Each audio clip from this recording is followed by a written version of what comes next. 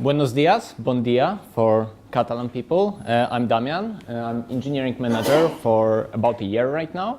And today we'll talk about how to set achievable goals. This talk is not only for managers, it's for all of us because we all grow. So, okay. Too hard. Okay. No.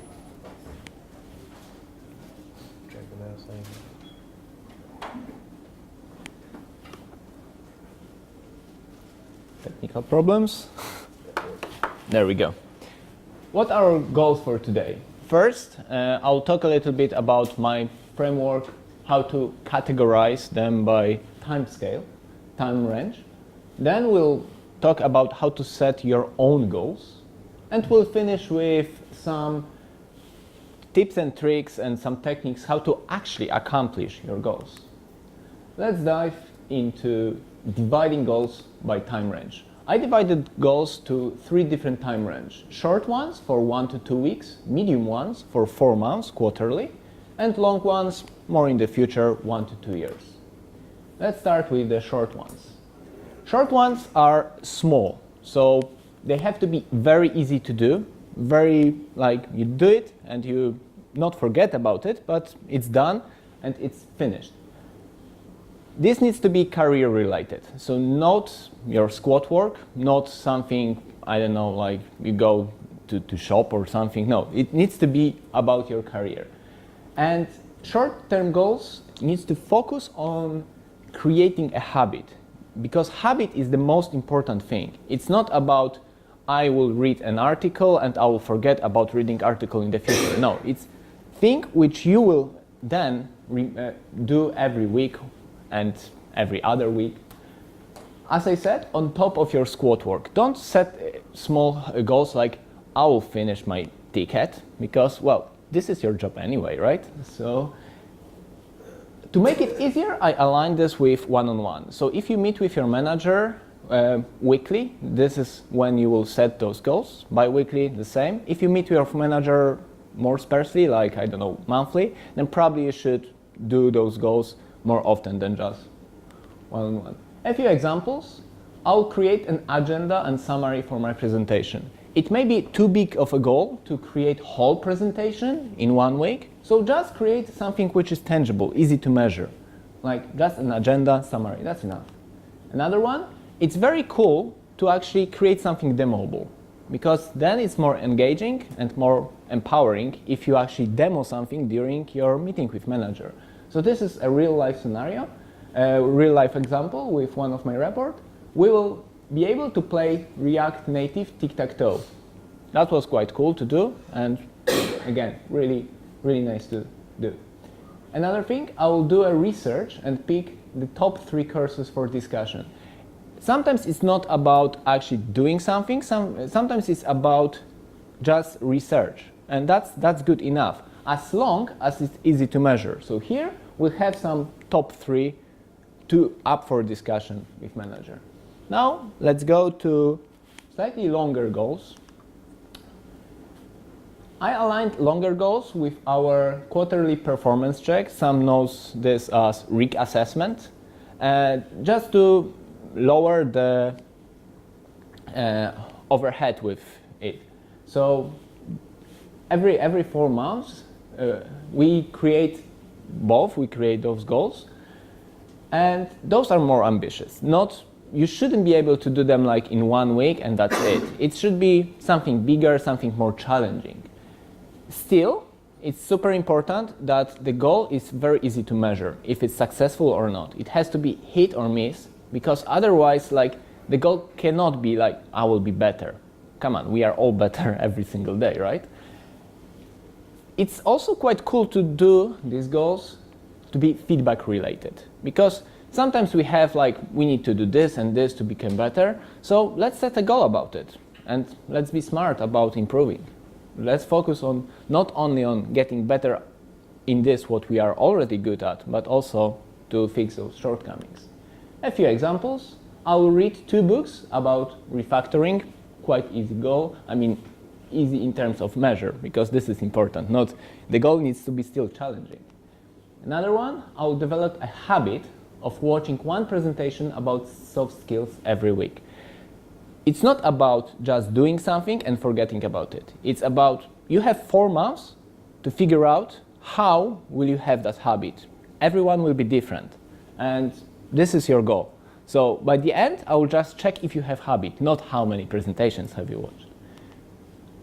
Another one, I want to have a better involvement in planning. My manager will speak to a Scrum Master to see if it improved. It's okay to have a fuzzy goal as long as it's easy to measure. So in this case, Scrum Master might not even know that you are actually checking if the goal is hit or not. But still, it's very easy to say, yeah, you did it, I didn't do it. Now let's move into the future, long-term goals. I like long-term goals to be slightly more formal. So I'll align this with creating individual development plan. And actually this worked quite well because the discussion with my reports proved to be itself very beneficial.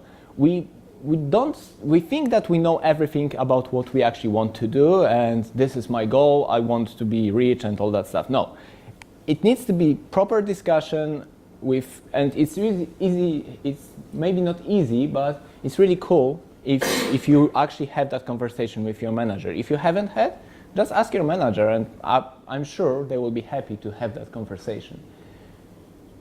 Show, don't tell. That's an advice for managers, but also for you. Like, when you are choosing those goals, it's not like you need to do this.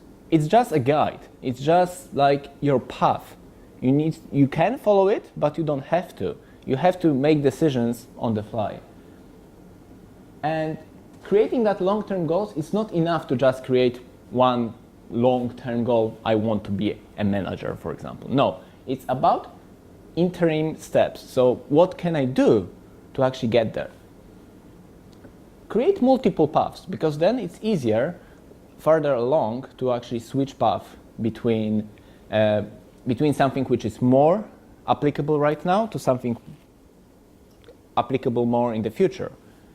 And long-term goals are a suggestion, not a checklist. It's not like, I did this, I'm done. No, it's something which needs to live with you. This is a real-life example. So I created graphics, I created some colors to make it appealing, to make it stick. So here, my report wanted to be more recognizable publicly, so he wanted to be a public badass, right? And as you can see here, you have some interim steps, another example, and colors make it really like nice to remember, because then you are more likely to actually do it. Interim steps in real life, there will be much more of them, so don't focus on this one. It's about creating some plan for future. Let's move now to how to actually set your own goal, the goal which you actually feel is yours. Don't tell others what to do. That's probably for managers, but if you are feeling that your manager is telling you what to do, well, ask them not to. The study actually shows that we are more likely to follow goals which we set for ourselves than if it's set by any other person. If it's not written down, it didn't happen. It's really cool to actually write down your goals somewhere, so it's there, and you cannot say, well, no, that wasn't my goal, right? So if it's written down, that's cool. And you can make it formal.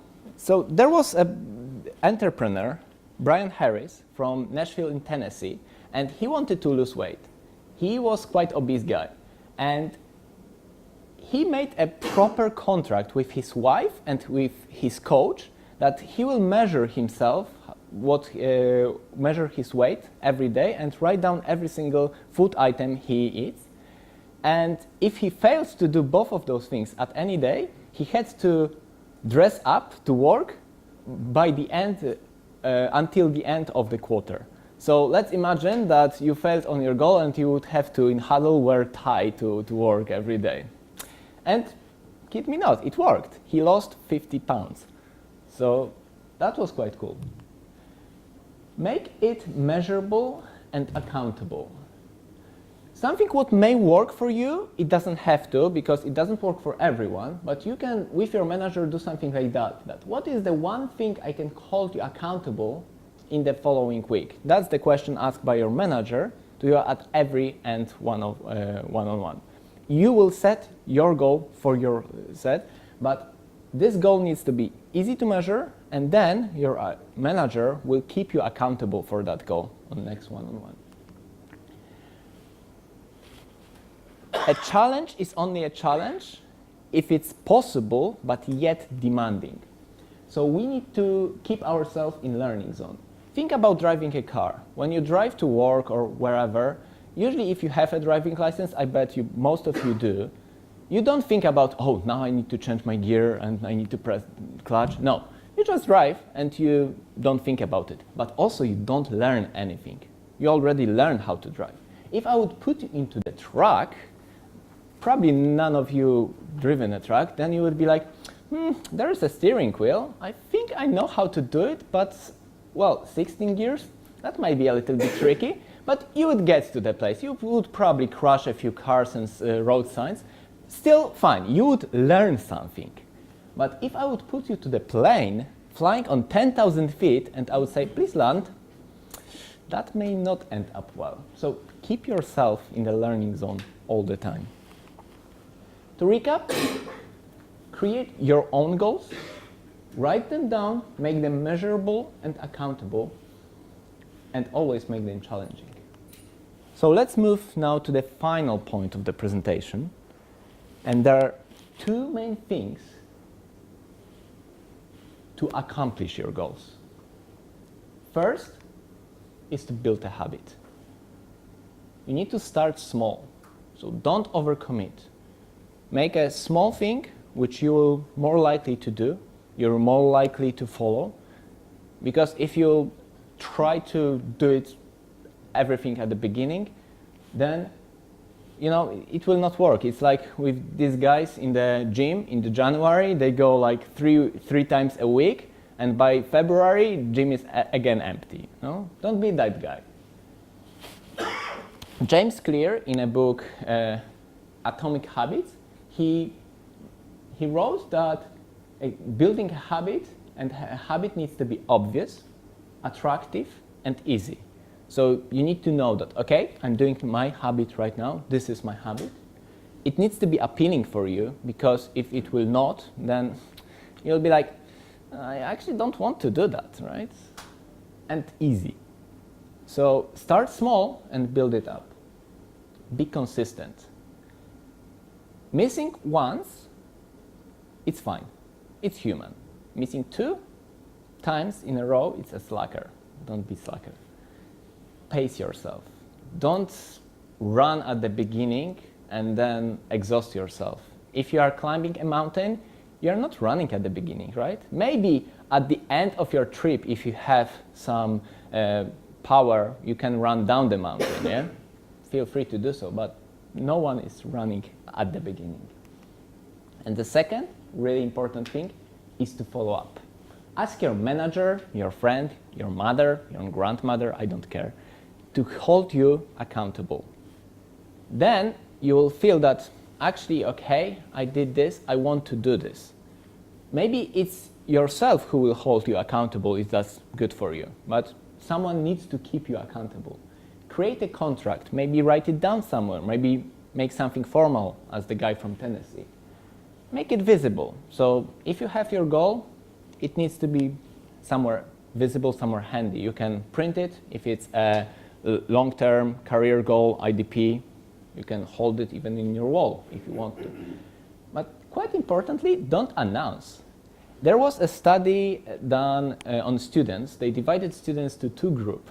One group, they had to say to everyone, oh, this is my goal and I will be doing this, and they should work for 45 minutes. And the second group, they couldn't tell anyone what is their goal, and they also should work 45 minutes on achieving that goal. And by the end, on average, the non-announcers were working on average 45 minutes, so basically they were working whole time. And the group which announced only worked for 33 minutes. And also they asked them, how close are you to achieving this goal? And the guys who announced their goal were saying, oh, we are there, we are so close, we are almost finished. And the other guys, I think we need to work a lot. So that's the difference. And a few tips and tricks for you. For short-term goals, set goals with manager at end of each one-on-one. Doesn't have to work with everyone. It's all about tips and tricks. So take whatever you want, leave whatever you want. Ask for accountability, anyone. Your manager is probably a good one. Make them easy enough to finish in a week, because if it's too much for a week, you will not likely to finish it. It's better to have more goals, but smaller ones. Create an event in your calendar. I actually don't like this, but some do. Maybe that's for you. Create a Slack reminder. Hey, have you done your goal? Don't overcommit. It's better to undercommit and keep doing more and more next time than say that I'll move this mountain and nothing will happen. Consistency is a key. Short-term goals can be derived from those medium-term goals. So if you have some more medium-term, this week I will do this to achieve, for example, creating this habit. Create more smaller goals. For medium-term goals, focus on one, the most applicable goal at a time. Usually we meander through our career, so sometimes something is more applicable, something is less applicable. Choose the one which is right now the most applicable for you. Create a weekly reminder.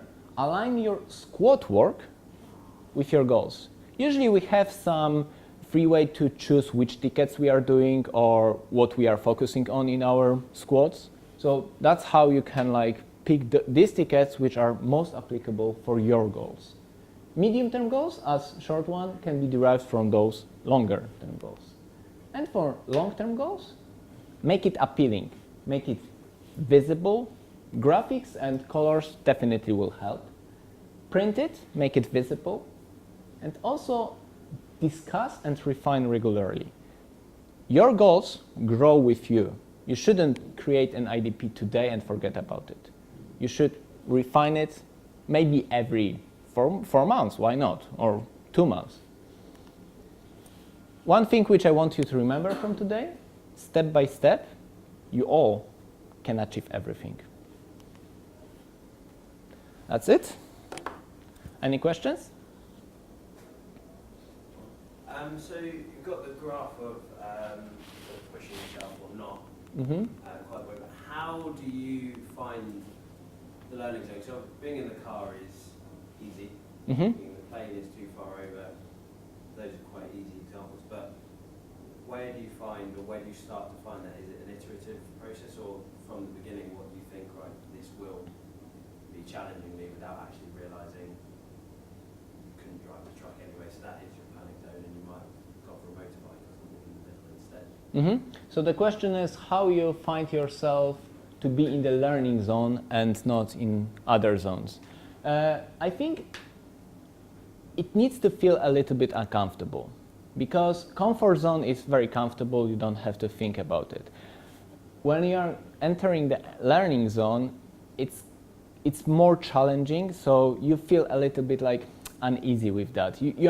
Usually we as a human, we go the easiest path. And you have to challenge yourself okay, this is probably not what I want to do, but you will actually step outside of this and, okay, I know it's good for me. When you feel that you are doing something, for example, for some time, and you are I have no idea what am I doing here, it's maybe this means that you are in a panic zone. You can, for example, ask someone then for the question for an answer, and that will keep you back here. Because sometimes, for example, we start on some ticket, we start programming, and we are like, I have no idea what am I doing, and this is like, you ask questions. So this is when I feel that I work sometime and nothing changes, I'm not moving anywhere, it's probably because I'm in a panic zone. Is that, yeah? Any other questions? Mm-hmm. Go ahead. You mentioned that short-term goals can be derived from medium-term goals, right? Yes. So how, I mean, I would understand from that expression that it doesn't need to be the case all the time. So then you can have this misalignment between, so you're working on a weekly basis, or the goals that you set are going in one direction, but maybe your head in the long-term or medium-term goals is in another direction. How do you deal with that misalignment if that happens, or is that something you try to prevent from happening in the first place? So the question was, how do you derive the goals so you're not going off the track with your long-term goals, and how you set those shorter-term goals in a way that you actually still achieve the longer-term goals, right? I like to create few goals which are derived and few goals which are applicable right now. So when I'm, for example, setting some goals for my reports, at least one of the goal, I will go to IDP, see in IDP and think, okay, this is what I think my report should focus on, or if I'm setting goals for myself, usually this is the same what's happening. So basically I try to keep it, maybe not half-half, but I try to keep both things on the plate. So I don't like focus only on the present, but also I don't only derive things from the future.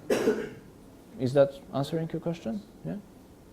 Yes? How do you separate goals that are related to the squad work? Because there's all pressure from the squad to, you know, this will be done in the medium term, this and that. I feel like they're trying to achieve these goals all the time. Do you, as a manager, do you want to kind of force personal goals on that, or where's that balance arrive? What sort of pressures? So, there's a lot of pressures from the squad to achieve things by in the panic zone effectively, and then find it hard as on a personal goal level to find out, you know, force my own personal things on that. So the question was how you separate squad work from your personal goals, and how to actually set goals around your personal career improvement.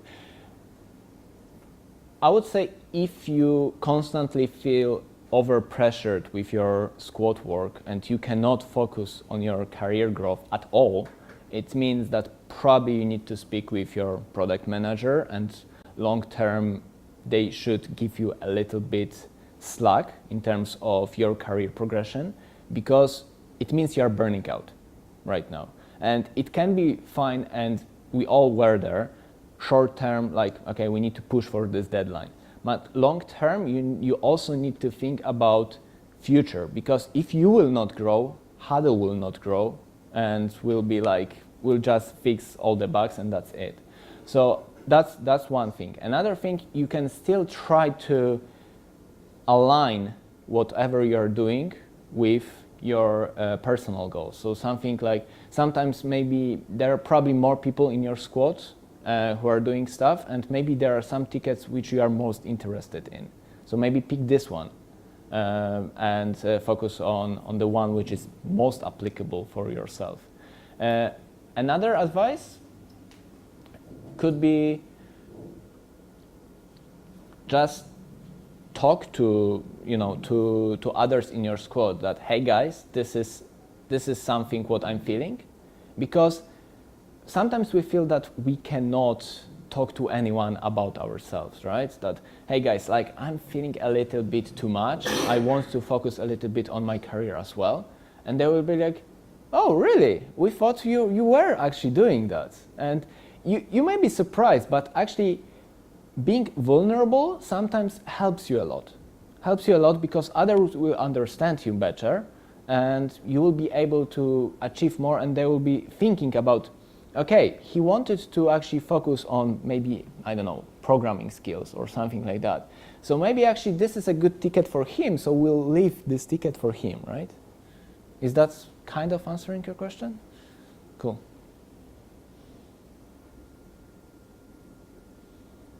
Thank you. Good.